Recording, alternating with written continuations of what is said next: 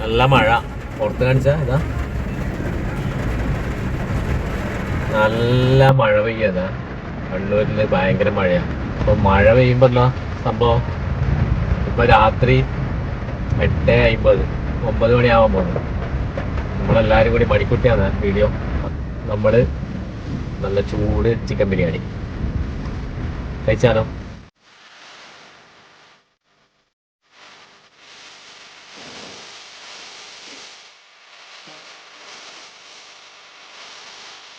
സമയം 9:05. നോക്കുമ്പോൾ ഒരു സിംഗിൾ ചിക്കൻ ബിരിയാണി ഉള്ളൂ, പിന്നെ മട്ടൻ ബിരിയാണി. ഒരു സിംഗിൾ ചിക്കൻ ബിരിയാണി പറഞ്ഞു, ഒരു മട്ടൻ ബിരിയാണി പറഞ്ഞു, പിന്നെ ചിക്കൻ ഫ്രൈ, അതേ ഉള്ളൂ.